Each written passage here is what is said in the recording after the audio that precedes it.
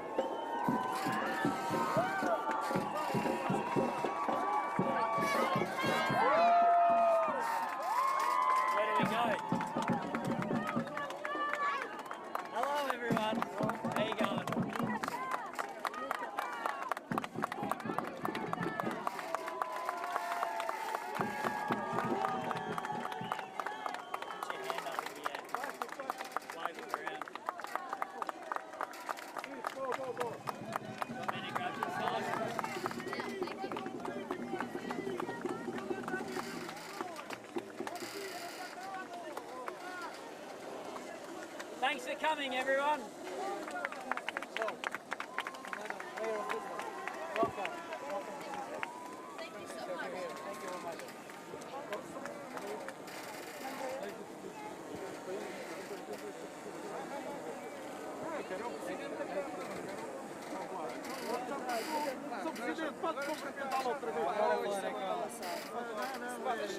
Abram lá o espaço então.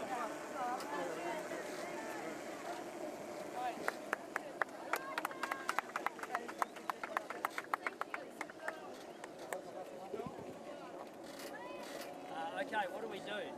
Take the stage. The stage. That way. The stage. The mayor of Lisbon, landing. We step back here. Everyone else going to be on stage? On stage. Thank you.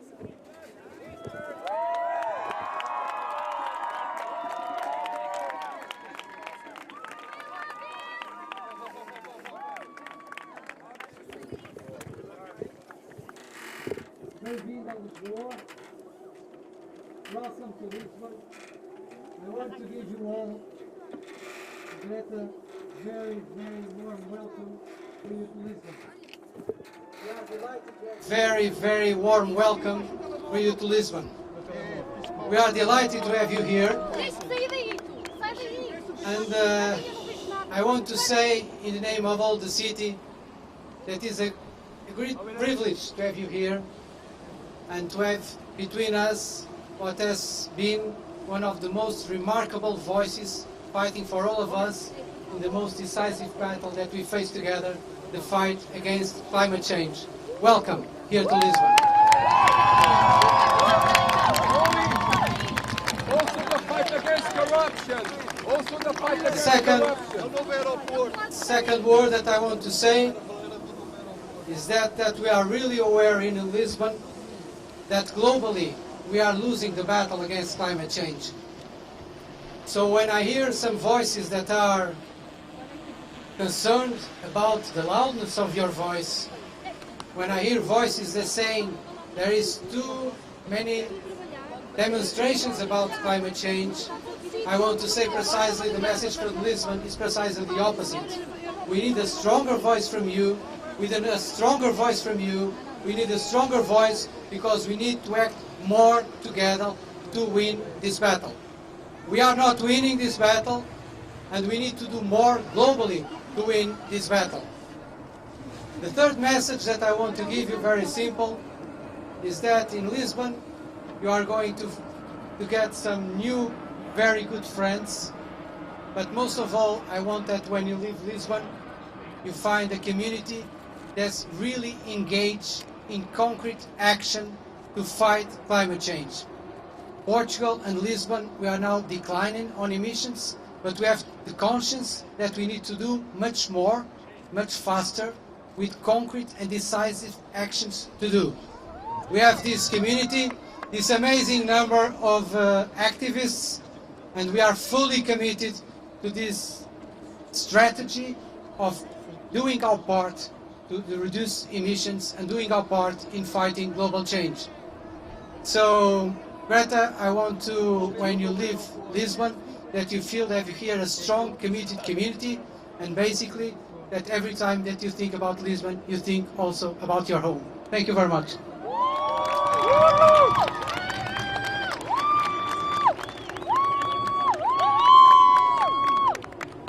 My name is Beatriz. My name is Matilde. We are here in representation of Fridays for Future in Portugal, Greve Climática Estudantil.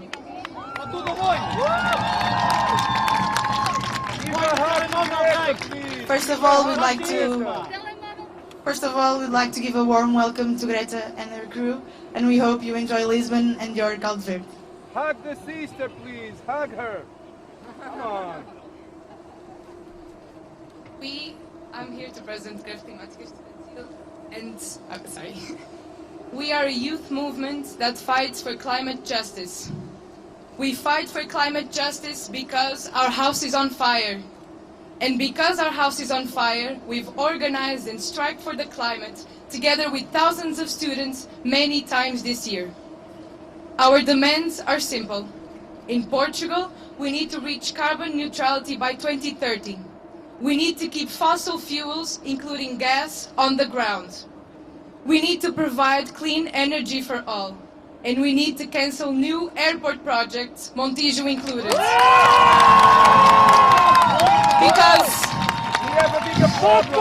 we need a system change, not a climate change. Eucalyptus is killing our country. Navigator. We are still far from winning. We know that change disturbs the ones in power. They tell us our country's ambitions in climate policies, but we know it isn't. They tell us they are doing what they can, but we know they're not. Eucalyptus is killing But we us. also know that this is the struggle of our generation, and we will not give up. We all have raised like a wave to demand climate justice for all. And we need everyone to join us. If we lose, everybody loses. Now we are, like Greta, heading to COP25 in Madrid. We'll meet with thousands of other climate activists from many countries, including the Global South. There, we'll be protesting once again against the priority given to profit over our lives. The seas are rising, and so are we. Greta, Wait. Thank you for having inspired the youth. Thank you for being radical in your speech. Thank you for showing politicians and corporations that we will no more accept the climate chaos they've provoked. Greta, don't stop. Because together we are going to change the system and demand climate justice for all. We are the ones we have been waiting for, and we will put out the fire in our house. Thank you and welcome.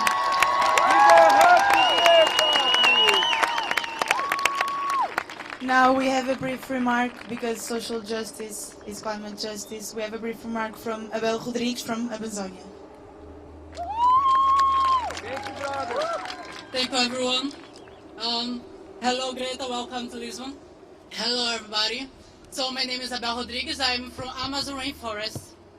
And basically, I want to say that the world needs to know that the Amazon rainforest is being killed by corporations, by injustice corporations. And I have to say to the world that the people from Amazon rainforest are being killed every day, and the world needs to know this. I want to say very thankful to Greta to be the biggest and most active voice in this battle. And I want to ask for all of you, we need to save Amazon rainforest, please. Please. Take over.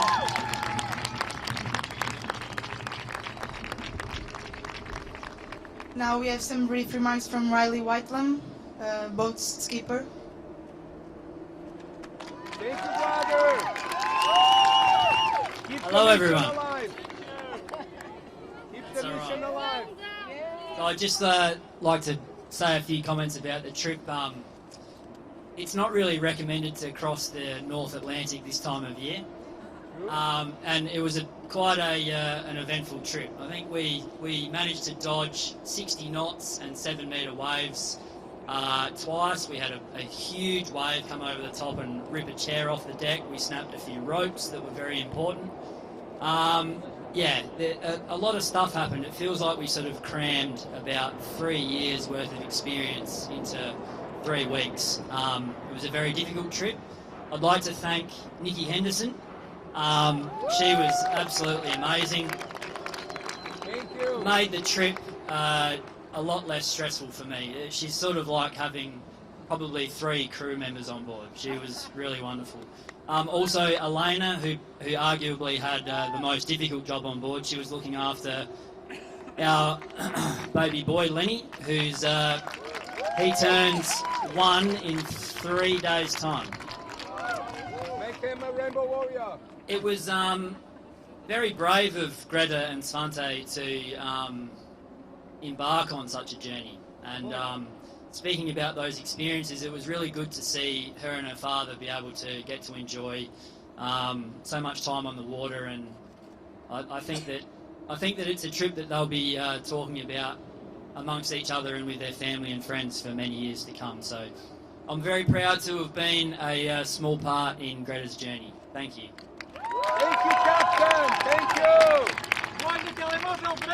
Now we have a brief remark from Nikki Anderson, professional sailor, and from the boat's crew. Thank you, sister. Thank you. Thank you for coming.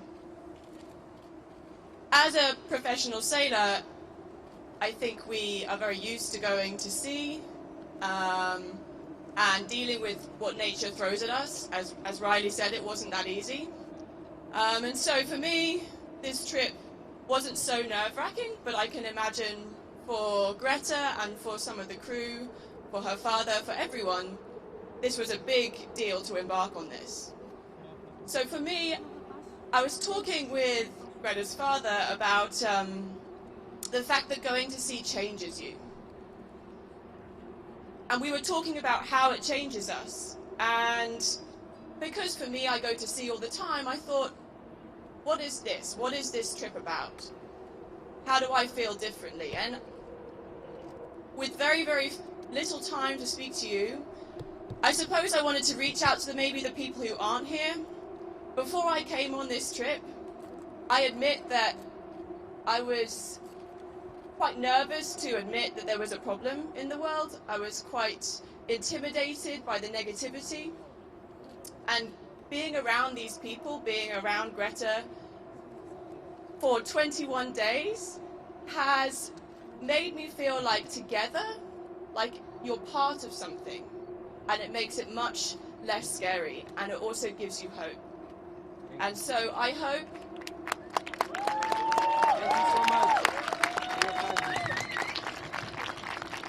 that we all, in whatever way we can, whether it's sailing across an Atlantic, looking after your child, traveling around America, researching, however you want to do it, I hope that by working together, we can do it in a much easier and better way.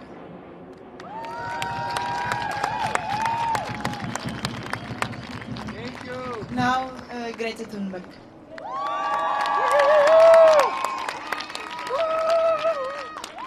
Thank you, sister. Thank you, sister. Well, first of all, thank you everyone so much for coming here and for welcoming us. That feels very good, doesn't it, to be welcomed in such a way. So thank you so much, and of course, thank you to Elena, Riley, Lenny, and Nikki for making this possible. And I owe you so much. And just thank you, and thank you everyone else who has been helping us for making this possible. And I'm so grateful for having done this trip and for having this experience. And I am so honored to be here in beautiful Lisbon and Portugal. And thank you so much for having us here. And also, after a trip like this, for being isolated 3 weeks, being in such a limited space with such limited things to do, you get very relaxed in a way. You are disconnected from everything and everyone, basically. And for coming into land, it is so overwhelming. So I think all of us are still a bit overwhelmed. So you will have to bear with us. And especially having all these people greeting you. It feels amazing, but our brains are not used to it yet. Get some sun.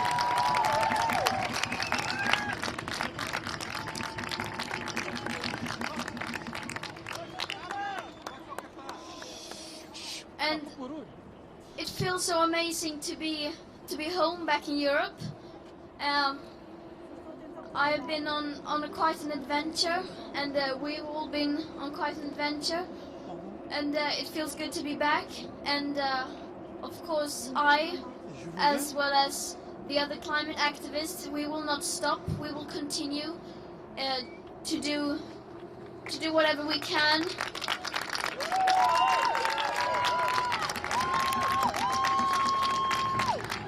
Continue to travel around and to put pressure on people in power, and to make sure that they prioritize this highest, and then we eventually we will be going to COP25 in Madrid.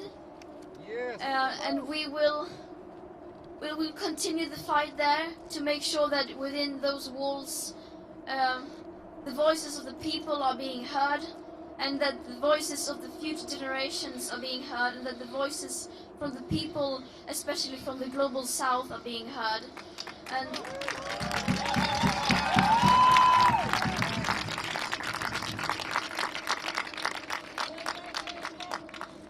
And I don't have much to say, just that we are facing a global emergency, and we need to see it from a holistic point of view, and we need to do everything we can. We need to work together to make sure that we secure future living conditions for humankind, and that we fight for not only ourselves, but for our children and for our grandchildren and for every single living being on Earth. And everyone has to do everything they can in order to make sure they are on the right side of history. Because in order to change everything, we need everyone. And I hope every one of you will get active and start fighting for your future as well.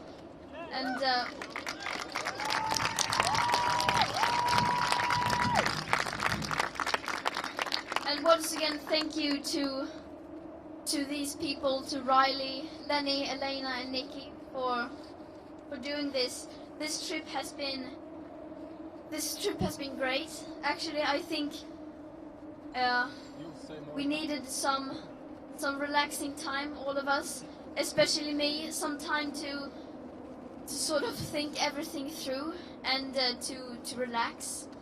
And now I feel good.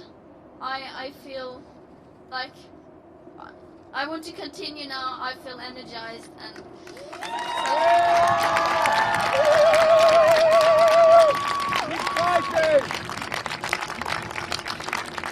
No more offshore. I don't know what else to say. We don't need no more offshore.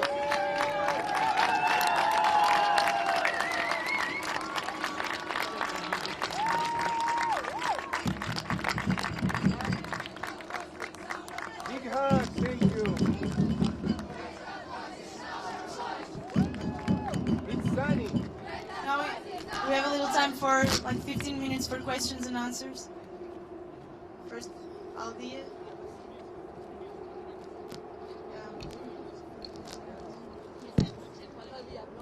Hi Greta, I'm from Estonia, and I would like to know, do you have any specific plans to show to the politicians what we can do to change the climate?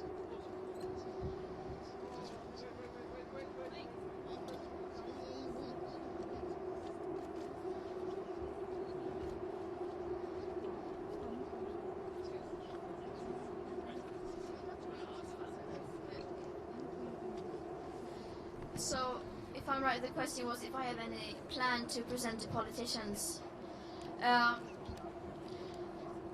What we young people are doing right now is to. What we are demanding is that. What we are demanding is that, especially the people in power, should listen to the science. They should not. I mean, of course they should listen to us children as well, but we are not the experts. The scientists are the ones that need to be heard, and the experts. And so what we are saying is for them to unite behind the science, to listen to the science. It should not be up to us children, teenagers, to present plans in order to secure future living conditions. So yeah.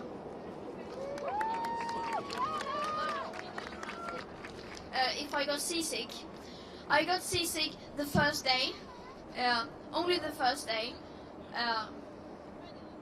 A bit, but yeah, I got a bit seasick. But then the rest of the trip, nothing. So yeah, I was very lucky, incredibly lucky, and I don't think not many of us we didn't suffer from seasickness on the boat, I think, at all. So we are very grateful for that. Hi Greta, I'm Luis from Chile. I'm just sorry for this. I think this is not about the politician, but we are in Chile. We are the only country that we have the private water. That's really awful, dangerous for us. The president of Chile is the owner of the water. The government is the owner of the water, and the ministers have the big part or the greatest part of the water in Chile. It's not a question, but the people need to know this. People know Chile is the only country with the private water. That's all. Thank you very much.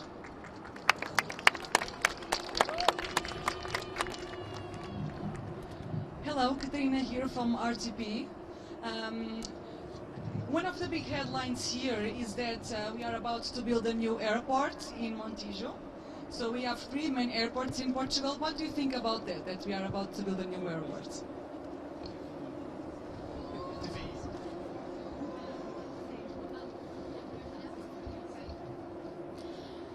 I don't know the full background of this, but I mean, when we are thinking of planning such things in the future, we need to put this in a bigger perspective and to really look at it.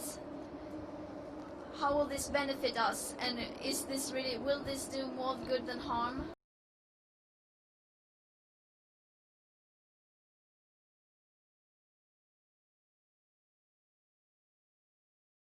We cannot only think about today and what we want today and what benefits us today, but also in the future. Okay, Greta here. Good morning from Spain, Mediaset. You hold my microphone, thank you so much. From Mediaset, Spain, Cuatro al Día show. Welcome here. We know you arouses a lot of good emotions in everyone. Your movement, your message. Look around, hundreds of people, activists, journalists. Many of us have got here by plane. As you can imagine, I come from Madrid. So the question is, for those who can't afford traveling by a sailing boat, what cheap options would you recommend us to take?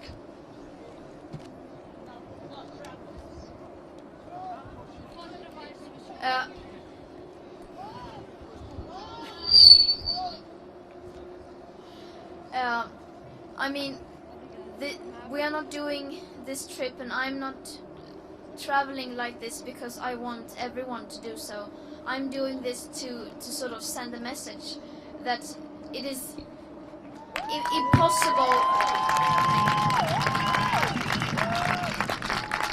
that it is impossible to live sustainable today, and that needs to change. It needs to become much easier. And I mean, we can't require from everyone to rely on people like this to sail you across an ocean. That is absurd.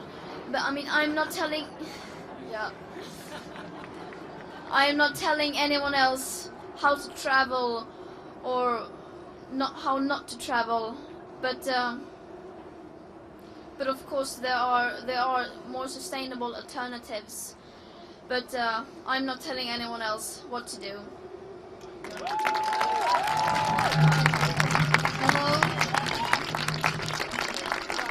Hello Greta, to TVI, it's a Portuguese channel.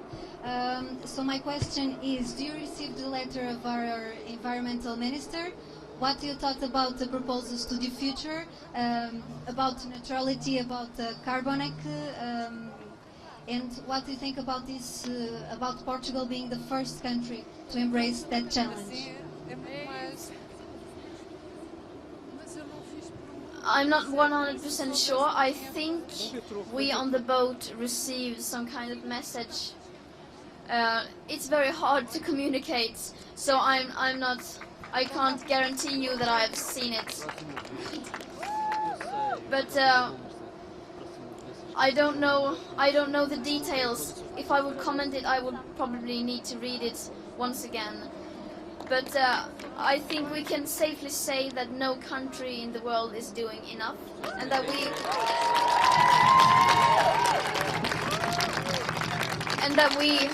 we all need to do much more than we are doing today.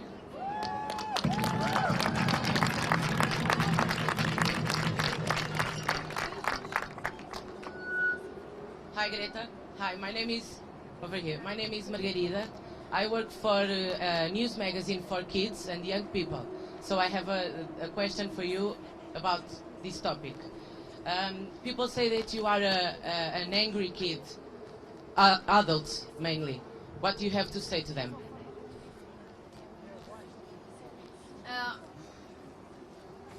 I think people are underestimating the force of angry kids.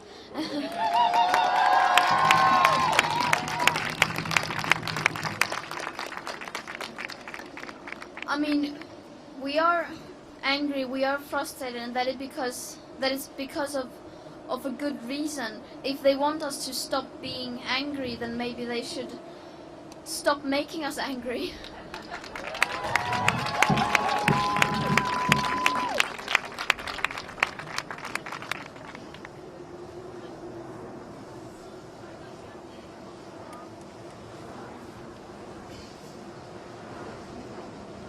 Hi. In Brazil, President Bolsonaro recently blamed Leonardo DiCaprio for the fires in the Amazon, and sometimes President Trump slams you on Twitter. So what do you say about politicians that try to blame activists for problems? I mean, when people in power are criticizing you like that, that is only a proof that you are having an impact, and that you, among others, are bringing change or trying to bring change. And many people don't want that, and of course they will do everything they can to try to prevent change from happening. But we will continue to make change happen, and we will make sure they will have to change.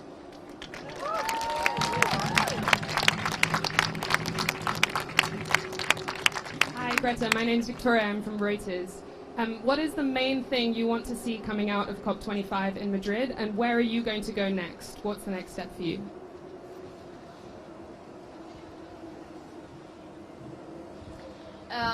What I want to come out from the COP25 is, as for every other such meeting, that world leaders finally understand the urgency, and that they listen to the science and act on the science, that they start treating this crisis like a crisis and cooperate internationally.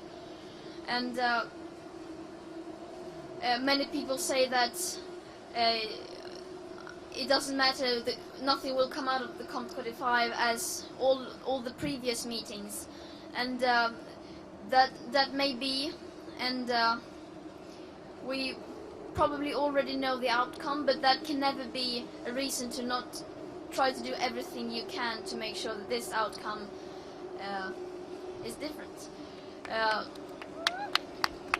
And the next steps for me is, right now I will stay in Lisbon a few days and try to sort everything out. I haven't been following the news. I have been living under a rock for a few weeks, so I need to know what's happened, and also to get everything organized to make sure that I have everything I need, and then when I feel like it, go to Madrid and for the march on Friday.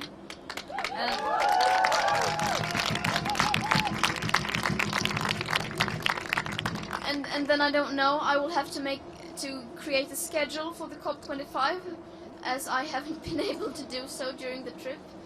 And so now I will have to choose which events I want to participate in and what I want to do, and also talk with other activists, local activists, what we will do.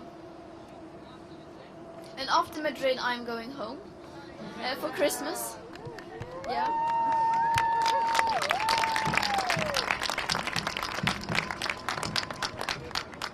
So the press conference is closed.